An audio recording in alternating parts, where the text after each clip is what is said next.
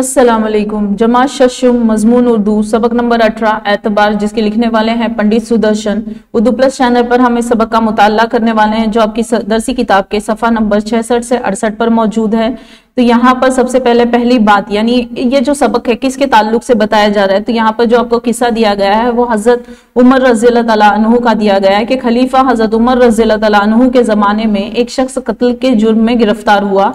जब इसे आप रज़ियल्लाहु तआला अन्हु के सामने पेश किया गया तो इसने अपने जुर्म का इकरार कर लिया। खलीफा ने इसे सजाए मौत दी, मुजरिम ने वो सजा कबूल कर ली, मगर इसने हजरत उमर रज़ियल्लाहु तआला अन्हु से 3 दिन की मोहलत मांगी। इसके बाप ने मरते वक्त कुछ सोना अपने छोटे बेटे के लिए मुजरिम के सपुर्द किया था जिसे वो लौटाना चाहता था।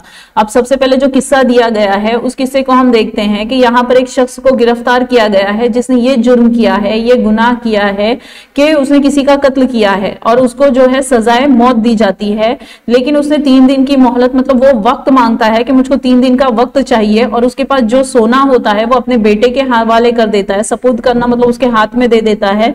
और फिर हजरत उमर रज़ियल्लाहु तआला अन्हु से मुजरिम से जामीन मांगा तो हजरत अबूजर गफ्फारी रज़ियल्लाहु तआला अन्हु ने इसकी जमानत कबूल कर ली।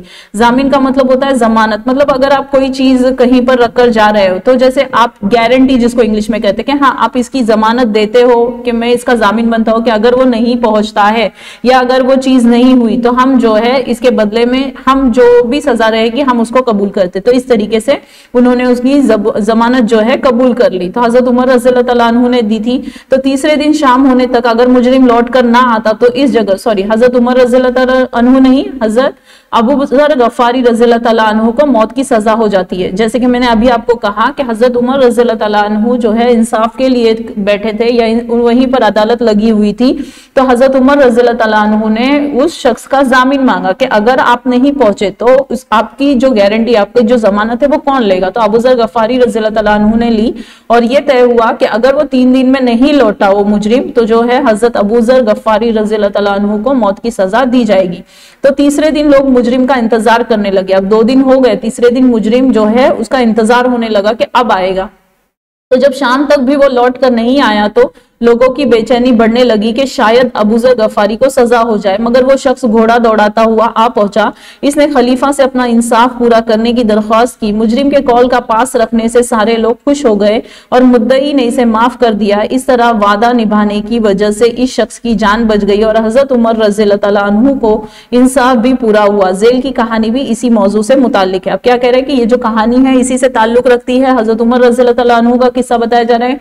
जैसे कि लोग डर रहे थे कि तीसरे दिन भी मुजरिम नहीं पहुंचा तो अब अबूजर गफ्फारी रज़ियल्लाहु तआला अन्हु को सजा हो जाएगी, लेकिन वो अपना घोड़ा दौड़ाता वहां पहुंचा और उसने जो वादा किया था, मुद्दई का मतलब होता है वादा करने वाला, उसने जो वादा किया था उसको पूरा किया। तो नीचे जो आपको बॉक्स दिया गया है उसमें इस पैराग्राफ के ताल्लुक से जो अल्फाज मानी है वो आपको बताए गए हैं। मुश्किल लफ्ज के जो मानी बताए गए, जैसे कि इकरार का मतलब होता है कबूल करने वाला, मुजरिम का मतलब है जुर्म करने वाला, मोहलत यानी वक्त है, सपुर्द करना मतलब हवाले करना, जामीन जो जमानत देने वाला है जैसे कि मैंने अभी आपको समझाया। फिर कॉल का मतलब होता है बात, मुद्दई जो है दावा करने वाला, मुद्दई उसके बाद आप देखोगे आपको जो है मुसन्निफ के ताल्लुक से पैराग्राफ दिया गया है। तो अल्फाज मानी देखते हैं। सबसे पहले मुतवसत का मतलब होता है दरमियान, और तसनीफ की जगह मतलब जो मुसन्निफ और शायर जो लिखते हैं उनकी जो किताबें होती हैं उनको कहा जाता है। तो इस कहानी के मुसन्निफ पंडित सुदर्शन शर्मा का असल नाम पंडित बद्रीनाथ शर्मा है। वो 1896 में सियालकोट में पैदा हुए। अपने अहद के कामयाब अफसाना निगारों में इनका शुमार होता है। सियालकोट में इकबाल, मोहम्मद इकबाल की भी पैदाइश सियालकोट में ही हुई थी। अब ये पाकिस्तान में है। इनके अफसानों में समाज के मुतवसत तबके के लोगों की जिंदगी को पेश किया गया। मुतवसत मतलब जिसको हम इंग्लिश में कहते हैं मिडिल क्लास, जैसे कि ना ज्यादा पैसे वाले ना ज्यादा गरीब, उस तरीके से। आसान जबान इनके अफसानों की खास बात है। अफसाने छोटी छोटी कहानियां होती हैं। इनके अहम तसानीफ चंदन, मतलब ये इनकी किताबों के नाम है, चंदन, बहारिस्तान, मोहब्बत का इंतकाम, सदाबहार फूल वगैरह हैं। पंडित सुदर्शन का इंतकाल 16 दिसंबर 1967 को दिल्ली में हुआ। उसके बाद हम देखते हैं असबाब यानी साजो सामान। असबाब का मतलब होता है साजो सामान। वहम का मतलब होता है ख्याल। माँ को अपने बेटे और किसान को, मतलब यहाँ से आपका सबक शुरुआत हो रहा है कि माँ को अपने बेटे और किसान को अपने लहलहाते खेत देखकर जो खुशी होती है वही खुशी बाबा भारती को अपना घोड़ा देखकर होती थी। घोड़ा बहुत खूबसूरत था। इसके जोड़ का घोड़ा सारे इलाके में ना था। बाबा भारती इसे सुल्तान कहकर पुकारते थे, अपने हाथ से मालिश करते, खुद दाना खिलाते और देख देख कर खुश होते। अब यहाँ पर क्या हो रहा है कि तशबीह दी जा रही है, मतलब बताया जा रहा है कि जिस तरह से एक माँ को अपने बेटे से प्यार है, किसान को अपने लहलहाते खेत देखकर खुशी होती है, जाहिर सी बात है माँ को अपने बच्चे से प्यार होगा। किसान जिसने इतनी मेहनत करके खेतियां उगाई है और उसकी जो मेहनत है रंग लाई है, तो किसान को खुशी होगी। उसी तरीके से बाबा भारती यहाँ पर जो है किरदार को नाम दिया गया है, और उनका एक घोड़ा था जो बहुत खूबसूरत था, उसी तरह से घोड़े से भी उनको उतना ही लगाव था, और उसका जो नाम रखा हुआ था घोड़े का, वो नाम था सुल्तान। और उसे वो रोज मालिश करते और खुद ही उसको खाना खिलाते थे और बहुत खुश होते थे उसको देख देख कर। उन्होंने रुपया, माल, असबाब साजो सामान, जैसे कि मैंने कहा जमीन वगैरह सब कुछ छोड़ दिया था। उस घोड़े के चक्कर में जो है उन्होंने तमाम चीजें तर्क कर दी और उस घोड़े को जो है संभालने लगे, उसको देख देख कर वो खुश होने लगे। यहाँ तक कि उन्हें शहरी जिंदगी से भी नफरत हो गई थी, मतलब जो शहर के लोग जिस तरीके से रहते हैं वो उन्होंने शहर को भी छोड़ दिया और आकर जो है गांव में बस गए। तो अब गांव से बाहर वो एक छोटे से मंदिर में रहते और पूजा करते थे। मैं सुल्तान के बगैर नहीं रह सकूंगा, उन्हें वहम सा हो गया था। अब उनका ये ख्याल हो गया था कि मैं बगैर सुल्तान यानी उनका जो घोड़ा है उसके बगैर वो अपनी जिंदगी नहीं गुजार सकते, ये उनका सोच थी। वो इसकी चाल पर फिदा थे, कहते ऐसा चलता है जैसे मोर घटा को देख कर नाच रहा हो। जब तक शाम के वक्त सुल्तान पर सवार होकर 8-10 मील का चक्कर ना लगा लेते उन्हें चैन ना आता। अब यहाँ पर वो घोड़े की तारीफ कर रहे हैं कि वो कैसा चलता है। उनको ऐसा लगता है जैसे वो बारिश के वक्त जब बादल आते हैं तो मोर अपने जब पंख फैलाकर नाचता है, तो उस तरीके से उन्हें वो नजर आता है, उन्हें वो महसूस होता है, उसको वो वैसे देखते हैं। जब तक शाम, फिर उनका एक दिल था कि जब तक शाम में वो 8-10 मील, मतलब ये आपको इलाके की ये पैमाइश बता रहे हैं कि उतना दूर तक जब तक उसके ऊपर बैठकर चक्कर ना लगाते तब तक उनको चैन नहीं आता। और उसी वक्त उस इलाके का एक डाकू था जिसका नाम था खड़क सिंह। तो लोग इसका नाम सुनकर कांपते थे। सुल्तान की तारीफ उसके कानों तक पहुंची, इसका दिल सुल्तान को देखने के लिए बेचैन हो गया। एक दिन वो दोपहर के वक्त बाबा भारती के पास पहुंचा और सलाम करके बैठ गया। बाबा भारती ने पूछा, खड़क सिंह क्या हाल है? खड़क सिंह ने सर झुकाकर जवाब दिया, आपकी दुआ से अच्छा हूं, कहो इधर कैसे आए? तो अब ये क्या कह रहे हैं कि उस इलाके का एक डाकू था। अब डाकू कहा तो मजबूत तंदुरुस्त शख्स होगा जिसे लोग डरते होंगे। अब जो बाबा भारती का घोड़ा था उसकी तारीफें पूरे गांव में मशहूर थी, तो ये तारीफ जो है खड़क सिंह के भी कानों में पहुंची और उसको एक ख्वाहिश हुई कि उस घोड़े को क्या करे, देखे। तो वो खड़क सिंह जो है बाबा भारती के पास पहुंचा, सलाम किया और पूछा कि आपकी मतलब कैसे हो? तो वो बोले आपकी दुआ से अच्छा हूं। तो बाबा भारती ने पूछा यहाँ कैसे, किस वजह से आए हो? तो आपको जो है फिदा होना यानी आशिक होना, इस तरीके से बताया गया, जो अल्फाज के मानी आपको दी गई है। अगली स्लाइड पर हम देखते हैं कि सुल्तान की चाह खींच लाई, बहुत दिनों से तमन्ना थी, आज हाजिर हो सका हूं। अब जब बाबा भारती ने उनसे पूछा कि आप यहाँ पर कैसे आए हो, तो डाकू ने क्या जवाब दिया, मुझको सुल्तान की जो बातें फैली हुई है पूरे गांव में, उसकी चाहत जो है मुझको खींच लाई और उसको देखने की तमन्ना हुई, ख्वाहिश हुई है। ठीक है। बाबा भारती और खड़क सिंह अस्तबल में पहुंचे। अस्तबल मतलब जहां घोड़ा बांधा जाता है, ठीक है ना। तो बाबा ने घोड़ा दिखाया घमंड से, खड़क सिंह ने घोड़ा देखा हैरत से। इसने सैकड़ों घोड़े देखे थे लेकिन ऐसा बांका घोड़ा इसकी नजर से कभी ना गुजरा था। सोचने लगा किस्मत की बात है, ऐसा घोड़ा खड़क सिंह के पास होना चाहिए था। इस साधु को ऐसी चीजों से क्या फायदा। अब क्या कह रहा है कि जब उसने घोड़ा देखने की ख्वाहिश जाहिर की तो बाबा भारती ने उसको अपना घोड़ा दिखाया और जब उसने घोड़ा देखा तो वो दंग रह गया, हैरत में आ गया कि इतना बांका, इतना तंदुरुस्त, इतना खूबसूरत घोड़ा जो है ये साधु के पास क्या कर रहा है। साधु मतलब जिसने पूरी अपनी मतलब सब ऐशो आराम की जिंदगी छोड़कर जो है कहीं पर बस जाना, उसको हम साधु कहेंगे। तो वही डाकू कह रहा था कि वो घोड़ा मेरे पास होना चाहिए था, साधु के पास क्या कर रहा है। तो वो बेसब्री से बोला लेकिन इसकी चाल ना देखी तो क्या। तो वो बोले सिर्फ मैं खूबसूरती देख रहा हूँ। खड़क सिंह ने कहा कि मैं सिर्फ इसकी खूबसूरती देख रहा हूँ, जब तक मैं उस पर चलकर सवार होकर उसको ना देखूं तब मैं क्या उसको जवाब दूं या मैं तब तक इसकी तारीफ क्या करूं। तो बाबा घोड़े को खोलकर बाहर ले आए। इतना ही सुनते ही बाबा भारती ने क्या किया, घोड़े को सामने लेकर आया और फिर जब खड़क सिंह के सीने पर सांप लौट गया, सांप लौटना मतलब उसको जलन यानी हसद होने लगी कि ये घोड़ा अब मेरा ही होना चाहिए। इस तरीके से वो डाकू था और जो चीज इसे पसंद आ जाए इस पर वो अपना हक समझता था। जाते जाते इसने कहा बाबा जी मैं ये घोड़ा आपके पास ना रहने दूंगा।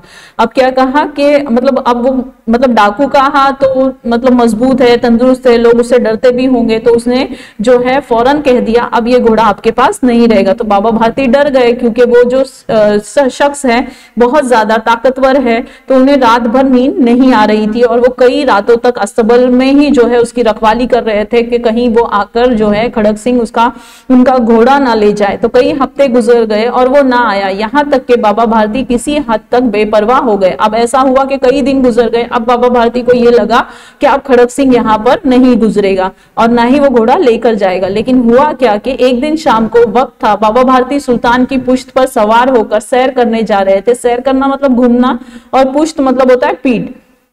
अचानक एक तरफ से आवाज आई, ओ बाबा इस गरीब की सुनते जाना। आवाज में दर्द था। बाबा ने घोड़ा रोक लिया, देखा एक अपाहिज दरख्त के साये में बैठा कर्रा रहा है। बोले क्यों, तुम्हें क्या दुख है? अब क्या हुआ कि मतलब बाबा भारती बेफिक्र हो गए कि अब खड़क सिंह आने वाला नहीं है। लेकिन एक दिन अचानक शाम में क्या हुआ, ये सैर के लिए निकले और वहां पर उन्होंने किसी को बैठा हुआ देखा जो अपाहिज था। अपाहिज का मतलब होता है माजूर। माजूर मतलब जैसे कि एक हाथ पैर जिनके काम नहीं करते हैं उनको कहा जाता है।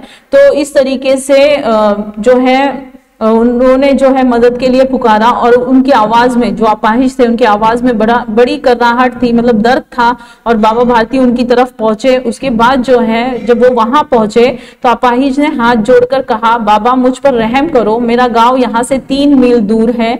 जैसे हम किलोमीटर कहते हैं उसी तरीके से 3 मील दूर है, मुझे वहां जाना है। घोड़े पर चढ़ा लो, खुदा तुम्हारा भला करेगा। वहां तुम्हारा कौन है? अब क्या होता है कि बाबा भारती को जो है उसने मदद के लिए पुकारा और उनकी आवाज में, उस अपाहिज की आवाज में बड़ा दर्द था। तो बाबा भारती भी उसकी तरफ गए और उसने जो है बाबा भारती से हाथ जोड़कर कहा कि मुझे जो है 3 मील दूर जाना है, मुझे वहां जाना है, घोड़े पर चढ़ा लो तो अल्लाह ताला क्या करेगा, आपका भला करेगा। तो वो बाबा भारती कहते हैं वहां तुम्हारा कौन है, मतलब जिस गांव में आपको जाना है वहां कौन रहता है? तो वो उन्होंने बताया कि दुर्गा दत्त वैद्य का नाम सुना होगा, मैं उनका सौतेला भाई हूँ। वैद्य का मतलब होता है हकीम, तो पहले डॉक्टर नहीं होते थे, हकीम ही इलाज करते थे। तो इस तरीके से तो बाबा भारती ने घोड़े से उतरकर अपाहिज को घोड़े पर सवार किया। बाबा भारती को उन पर रहम आ गया और उस अपाहिज को घोड़े पर बैठा लिया और वो धीरे धीरे चलने लगे। अचानक उन्हें एक झटका सा लगा और लगाम हाथ से छूट गई। इनकी हैरत की इंतहा न रही जब उन्होंने देखा कि अपाहिज घोड़े की पुश्त पर तन कर बैठा है और घोड़े को दौड़ाए लिए जा रहा है। इनकी मुंह से चीख निकल गई, यह अपाहिज डाकू खड़क सिंह था। अब हुआ क्या, उन्होंने बैठाने के बाद थोड़ा सा उनको जोर से झटका लगा और वो जो है देखे उन्होंने कि वो जो अपाहिज था वो एकदम तन कर बैठ गया, कोई अपाहिज नहीं था वो। और फिर जब उनका पूरा चेहरा उन्होंने देखा तो पता चला कि वो अपाहिज कौन था, डाकू खड़क सिंह था। तो बाबा भारती कुछ देर तक चुप रहे और इसके बाद कुछ फैसला करके पूरी ताकत से चीख कर बोले, ठहर जाओ। खड़क सिंह ठहर गया। बाबा ने कहा, ये घोड़ा तुम्हारा हो चुका है, मैं तुमसे इसे वापस करने के लिए ना कहूंगा, लेकिन खड़क सिंह एक इल्तजा करता हूं, इसे ठुकरा ना देना वरना। अब क्या कह रहे हैं कि वो चुपचाप से जो बाबा भारती है वो फैसला कर लिए, क्योंकि वो ताकतवर इंसान है, उसे लड़कर कुछ नहीं हासिल होने वाला। तो वो चीख कर सिर्फ इतना ही कहे, ठहर जाओ, मुझे तुमसे कुछ बात करनी है, कुछ दरख्वास्त करनी है, इल्तजा रिक्वेस्ट करनी है। जैसे कि आप देख रहे हैं बॉक्स में आपको अल्फाज मानी दिए गए हैं, उसी तरीके से उन्होंने कहा, मेरा दिल टूट जाएगा, अगर आप नहीं रुके तो मेरा दिल क्या हो जाएगा, टूट जाएगा। तो बाबा जी हुक्म दीजिए, मैं आपका गुलाम हूं, सिर्फ ये घोड़ा ना दूंगा। अब खड़क सिंह ने क्या कहा कि आप जो भी कहेंगे मैं सुनने के लिए तैयार हूं, लेकिन मैं घोड़ा देने वाला नहीं हूं। तो आप घोड़े का नाम ना लो, मैं तुमसे इसके बारे में कुछ ना कहूंगा, मेरी गुजारिश सिर्फ ये है कि इस वाक़े का कहीं जिक्र ना करना। अब क्या कह रहे हैं, मुझको घोड़ा नहीं चाहिए, लेकिन ये जो आपने मेरे साथ किया है खड़क सिंह डाकू, ये जो जिक्र है आप कहीं और से मत करना। तो अब खड़क सिंह हैरत में रह गया, ऐसा क्यों, जबकि वो घोड़ा भी नहीं मांग रहे हैं, बस उन्होंने इतना कहा कि इस वाक़े को मत बताना। तो इसका ख्याल था कि इस घोड़े को लेकर यहाँ से भागना पड़ेगा, लेकिन बाबा भारती ने खुद ही इससे कहा, इस वाक़े को किसी से बयान ना करना, इसका क्या मतलब हो सकता है। अब वो फिक्र में पड़ गया कि मैं घोड़ा लेकर जाने वाला था, लेकिन जब उन्होंने ऐसा कहा कि इस वाक़े को किसी से ना बताना, मतलब क्या हो सकता है इस सवाल, इस बात के पीछे। तो खड़क सिंह ने बहुत सोचा, बहुत सर मारा, मतलब उसको समझने की कोशिश की। सर मारना मतलब गौरव फिक्र करना, ये मुहावरा है, लेकिन कुछ ना समझ सका। फिर भी उसको कुछ नहीं समझ में आया कि ऐसा क्यों कहा बाबा भारती ने। हार कर इसने अपनी आंखें बाबा भारती के चेहरे पर गाड़ी और पूछा, गाड़ी मतलब वो भी मुहावरा ही कहेंगे कि एक उनको देखना कि अब वो जवाब देंगे इसका कि ऐसा क्यों। तो बाबा जी, इस बात को बताने में आपको क्या डर है? ये सुनकर बाबा भारती ने जवाब दिया, लोगों को अगर इस वाकये का इल्म हो गया तो वो किसी गरीब अपाहिज पर भरोसा ना करेंगे। ये कहकर उन्होंने सुल्तान की तरफ से इस तरह मुंह फेर लिया जैसे उनका इससे कभी कोई ताल्लुक ही ना रहा हो। अब क्या हुआ कि बाबा भारती ने क्यों कहा था, अगर ये कहानी मतलब ये जो वाकया अगर किसी तरफ पहुंच गया तो कोई अपाहिज की मदद नहीं करेगा। तो इस बात का असर बाबा भारती पर बड़ा पड़ा। देखो, बाबा भारती चले गए, लेकिन इनके अल्फाज खड़क सिंह के कानों में गूंज रहे थे। सोचता था कैसा नेक ख्याल है, कितना पाक जज्बा है, उन्हें इस घोड़े से मोहब्बत थी। हमने पहले ही देखा सबक की शुरुआत में कि बाबा भारती को घोड़े से कितनी मोहब्बत थी, लेकिन उस मोहब्बत को उन्होंने तर्क कर दिया। सिर्फ इतना ही कहा कि किसी को बताना मत, वरना अपाहिज की कोई मदद नहीं करेगा। तो इसकी रखवाली में वो कई रात सोए नहीं, लेकिन आज उनके चेहरे पर रंजो गम का निशान तक नहीं था। मतलब घोड़ा गया, चल जाएगा, कोई बात नहीं, लेकिन ये मत करो कि कोई इंसान किसी इंसान की मदद ना करे। उन्हें सिर्फ ये ख्याल था कि कहीं लोग गरीबों पर भरोसा करना ना छोड़ दे। इसीलिए आपके सबक का जो ये है हेडिंग है, उसको एतबार, जो मजमून कहा गया है वो एतबार नाम दिया गया है कि भरोसा होना बहुत जरूरी है और उस भरोसे को पालना भी बहुत जरूरी है। तो ऐसा इंसान इंसान नहीं, फरिश्ता है। इसी रात खड़क सिंह बाबा भारती के मंदिर में पहुंचा जहां वो रहते थे। आसमान में तारे टिमटिमा रहे थे। अब आपको मंजर कशी की जा रही है कि रात का मंजर कैसा था। मंदिर के अंदर गहरा सुकूत था। सुकूत का मतलब है खामोशी। खड़क सिंह सुल्तान की लगाम पकड़े हुए, लगाम मतलब जो रस्सी होती है, आहिस्ता आहिस्ता अस्तबल के फाटक पर पहुंचा। फाटक खुला पड़ा था। फाटक मतलब दरवाजा। कभी बाबा भारती लाठी लेकर खुद पहरा देते थे, लेकिन आज किसी चोरी, किसी डाके का खौफ ना था। मतलब वहां घोड़ा था ही नहीं तो किस चीज का डर होगा। खड़क सिंह ने आगे बढ़कर सुल्तान को इसकी जगह बांध दिया और बाहर निकलकर आहिस्ता से फाटक बंद कर दिया, मतलब वो दरवाजा बंद कर दिया। तो इस सबक से हमें ये सीख मिलती है कि हमें किसी का भरोसा तोड़ना नहीं चाहिए और लोगों की मदद करनी चाहिए। तो इसके बाद सुबह सवेरे बाबा भारती ने अपनी कुटिया से बाहर निकलकर ठंडे पानी से गुस्ल किया। गुस्ल करना मतलब नहाना। इसके बाद इस तरह जैसे कोई ख्वाब में चल रहा हो, इनके पांव अस्तबल की तरफ बढ़े, लेकिन फाटक पर पहुंचकर इनको अपनी गलती का एहसास हुआ। वो रुक गए। घोड़े ने अपने आका के पांव की छाप पहचान ली और जोर से हिनहिनाया। अब भारती हैरत और खुशी से दौड़ते हुए अंदर घुसे और अपने प्यारे घोड़े के गले से लिपटकर इस तरह रोने लगे जैसे कोई बाप बहुत दिन के बिछड़े हुए बेटे से मिल रहा हो। बार बार इसकी पुश्त पर हाथ फेरते, इसके मुंह पर थपकियां देते और कहते अब कोई गरीबों से मदद से मुंह ना मोड़ेगा। तो अभी इस सबक का आपको बताने का यही था कि मतलब यही बताना चाहते हैं मुसन्निफ कि आपने भी किसी का जो भरोसा है वो तोड़ना नहीं है, लोगों की मदद करनी है। जब खड़क सिंह ने जो है रात के वक्त वहां पर घोड़ा बांधा तो ये चीज बाबा भारती को पता नहीं थी, और जब उन्हें पता चला तो अपने घोड़े पर उन्हें बहुत प्यार आया, जिसको आपको जो है इस पैराग्राफ में बताया गया है। जज़ाकल्लाह। अगर आपको ये वीडियो पसंद आती है तो लाइक कीजिए, सब्सक्राइब कीजिए, शेयर कीजिए। इंशाल्लाह अगले सबक का मुताला हम अगली वीडियो में करेंगे इंशाल्लाह।